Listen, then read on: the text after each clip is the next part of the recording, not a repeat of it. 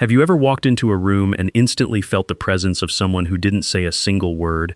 They weren't loud, they weren't showing off, and they weren't looking around for approval. Yet, there was an invisible, heavy gravity around them that made everyone else slightly uncomfortable. In behavioral psychology, this is called status anxiety. Most people are deeply insecure. They survive by playing social games, fishing for compliments, and constantly shifting their personalities to fit in. When they encounter someone who completely refuses to play those games, someone whose mind is an unshakable, silent fortress, it terrifies them. An untamed mind makes weak people incredibly nervous because they cannot read you, they cannot manipulate you, and they cannot find a single crack in your emotional armor. They look at your calm composure and feel their own lack of control. But true mental sovereignty is not an accident of birth. It is a deliberate, clinical restructuring of how you process reality. Today, you are going to learn how to build an unshakable mind. We are going to throw away the basic self-help clichés and dive deep into the real, dark psychology-tested behavioral shifts that turn you into an emotional black hole, someone who absorbs everyone else's chaotic energy while remaining completely untouchable. The very first pillar of a mind that makes others nervous is the emotional vacuum. Most people's minds are like reactive pinball machines. If someone insults them, they get angry. If someone praises them, they get excited. They let the outside world pull their emotional strings all day long. A strong mind does the exact opposite. It acts as a vacuum. When someone attempts to provoke you, insult you, or push your buttons, you give them absolutely nothing back. Imagine a toxic coworker or peer walks up to you and makes a condescending, passive-aggressive comment.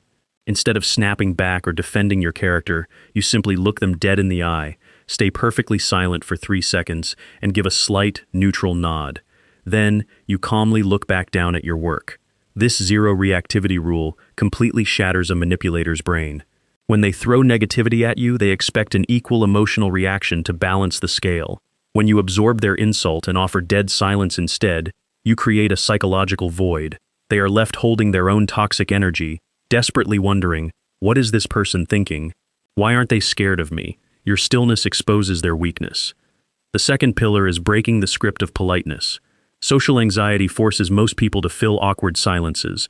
They nod excessively, laugh nervously at jokes that aren't funny, and constantly apologize for taking up space. To build an intimidatingly strong mind, you must aggressively cut out these low-status submissive behaviors. Stop nodding along to things you don't agree with. When someone finishes speaking, do not rush to answer immediately. Take a deliberate, 1-second pause before you speak. This tiny delay signals to the room that you are the architect of your own thoughts, entirely unbothered by their timeline. The third pillar is the comfort of exposure. Insecure people are hypervigilant. They are constantly trying to hide their flaws, their mistakes, and their secrets. They are easily blackmailed by shame. A powerful mind has absolutely nothing to hide. If someone brings up a past failure to try and humiliate you, you don't flinch. You look at them and say calmly, "Yes, I did fail at that. It taught me a massive lesson." Why do you bring it up? By weaponizing your own transparency, you strip them of every single hidden knife they could use against you. You cannot break a person who has already accepted their own flaws. Finally, the fourth pillar is aggressive independence from approval. Most people are constantly begging for validation, saying things like, "Did I do a good job?" or "Do you think this looks okay?" A mind that makes others nervous works on internal validation. You judge yourself by your own strict metrics. When you stop asking the world for permission to exist, the world suddenly starts backing away from your boundaries.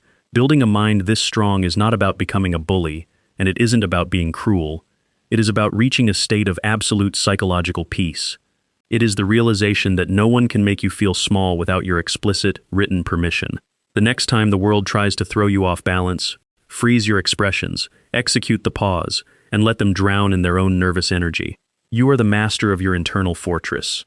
If you want to keep building your psychological armor and mastering the hidden laws of human behavior, protect your mind by hitting that subscribe button right now. Stay aware, stay safe.